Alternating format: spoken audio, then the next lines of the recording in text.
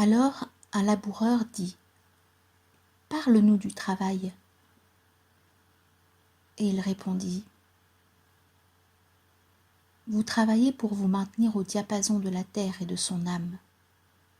Car rester oisif, c'est laisser passer les saisons dans l'indifférence et sortir du cortège de la vie, avançant majestueusement et en fière soumission vers l'infini. Lorsque vous travaillez, vous devenez une flûte au cœur de laquelle le murmure lancinant des heures devient musique. Lequel d'entre vous voudrait encore être un roseau indolent et silencieux, alors qu'autour de vous tout chante à l'unisson ? Vous avez toujours entendu dire que le travail était une malédiction et le labeur une misère. Mais je vous dis maintenant, lorsque vous travaillez, vous accomplissez en partie le plus vieux rêve de la terre dont vous êtes devenus les dépositaires, aussitôt que ce rêve advint. C'est en continuant à vous appliquer à votre travail que vous aimez véritablement la vie. Et aimer la vie par le travail, c'est la rejoindre en sa nature la plus secrète.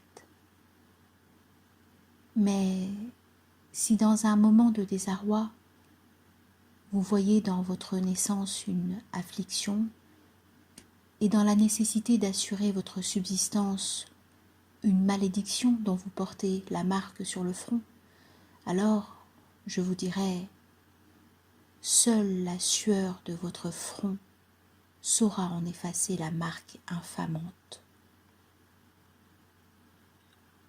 Vous avez également entendu dire que la vie n'est que ténèbres, et dans votre lassitude, vous ne pouvez que répéter ce que disent les éreintés. Quant à moi, je vous assure que la vie, en effet, ne peut être que ténèbres, si on n'y rencontre pas l'élan d'une passion. Et cette passion n'est qu'aveuglement si elle n'est pas guidée par la connaissance. Et toute connaissance est vaine, sauf dans un travail. Et tout travail n'est que vacuité s'il se fait sans amour.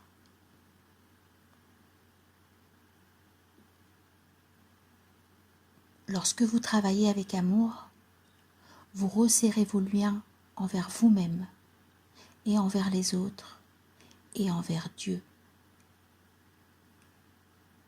Et qu'est-ce que travailler avec amour ? C'est tirer de votre cœur chaque fil de l'étoffe que vous tissez, comme si cette étoffe devait être portée par la personne de votre choix. C'est construire une maison avec le plus grand soin, comme si elle était destinée aux personnes qui vous tiennent le plus à cœur. C'est semer les grains avec émotion et en récolter le fruit avec joie, comme si tous vos bien-aimés avaient à s'en nourrir. C'est insuffler en tout ce que vous façonnez la marque de votre esprit. Et savoir que pendant ce temps, tous les défunts dont vous chérissez le souvenir vous assistent et vous veillent.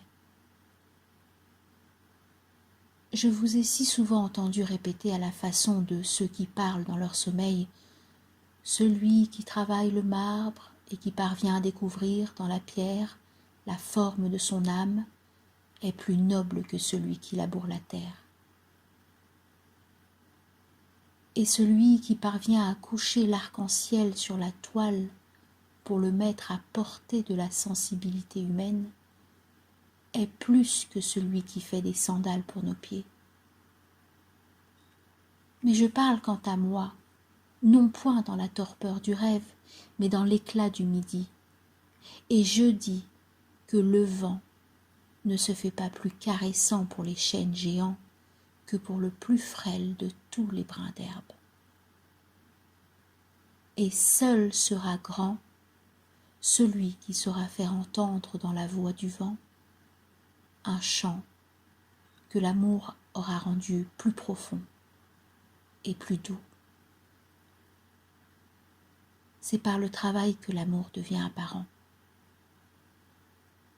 Et si vous ne pouvez travailler avec cœur, mais seulement avec dégoût, il vaut mieux pour vous de quitter votre ouvrage et de vous asseoir aux portes du temple pour recevoir l'aumône de ceux qui retirent une joie de leur travail. Car si vous n'êtes pas consciencieux dans la cuisson du pain, vous cuirez un pain amer qui ne rassasiera qu'à moitié la faim de l'homme. Et si vous pressez les raisins de mauvaise grâce, vous distillerez le poison de la rancœur dans le vin. Et si d'aventure vous pouviez chanter avec les anges, sans pour autant aimer le faire, vous détourneriez à tout jamais des oreilles de l'homme les voix du jour et de la nuit.